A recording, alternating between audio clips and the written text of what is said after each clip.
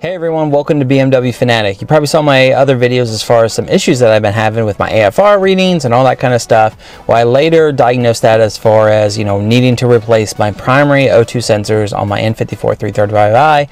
One being the AFR issues. It's very important to, since they are your primary ones, that determines your air to fuel, your fueling obviously, and everything else. So a bad O2 sensor could be pretty detrimental as far as just the overall running of your actual N54. So regardless of anything, it was a good maintenance item to do, and I got it done.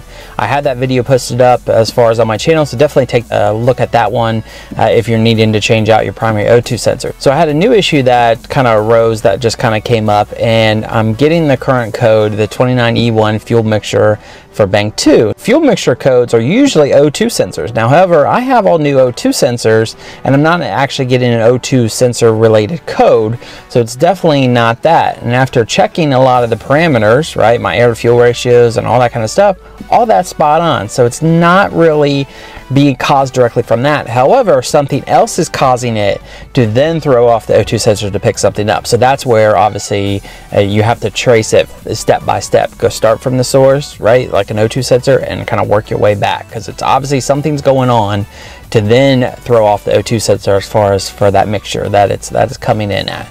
And further diagnosing that I'm currently doing right now very heavily. And I'll have to tell you this, when you have issues and small little quirks like how this is right now, and I'm not getting any other codes as far as my plugs aren't wet, so not a leaky injector, right, already walnut blasted, as far as all that goes, no other related codes like a misfire or anything like that. Now, even though I do have original injectors, obviously injectors is definitely on my mindset as far as a possible issue as far as not running correctly.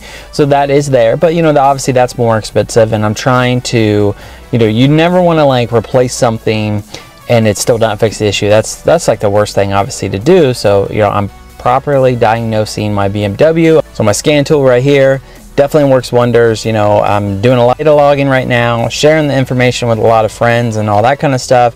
So they are also just kind of giving their inputs as far as what I'm seeing. Having some crazy voltage drops with my downstream O2 sensors. So there's something going on where it's getting too much oxygen or something like that. I can't find any exhaust leaks.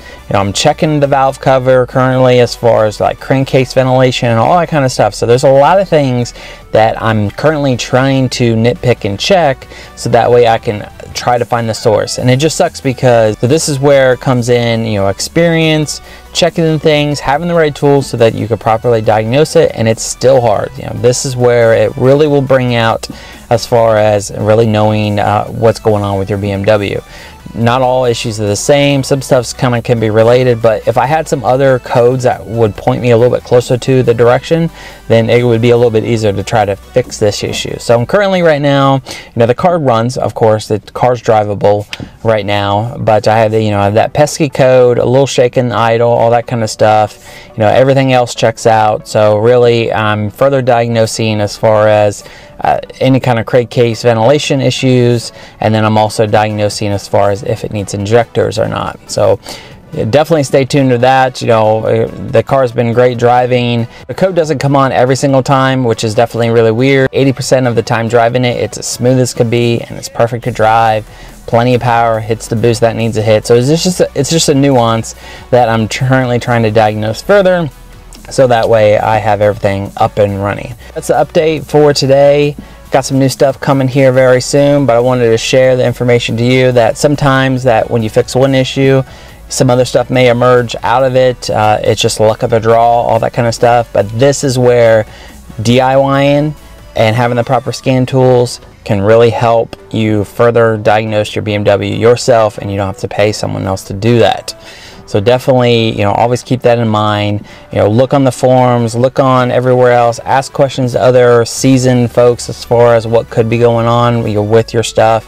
Obviously, when you have a tough issue like this, it could be anything, and the last thing I want to do, of course, is replace something that's not going to fix the issue and all that kind of stuff. I'm happy that I got the primary O2s all done, good to go, and it was running much better actually with that versus how it was just recently before. So that's definitely one check. And I don't really do, as far as maintenance stuff goes on this car, I'm not really spending much at all maintenance wise, period, and I haven't really for the last 4 years. So when some things come up and I'm reaching 150,000 miles on my N54, you know, some things are going to just emerge, and that's just how it is with mileage and all that kind of stuff. So here I am, it's what I'm doing, and it's what I'm going to bring to you as far as whatever happens with this car. I'm sharing off to you guys as far as on the channel, so that way it can help you as far as if you have the same issue or, you know, anything like that. So as always, thank you for stopping in, watching, commenting, all that stuff. And as always, please be sure to subscribe, like, and comment. Thanks guys, have a great one.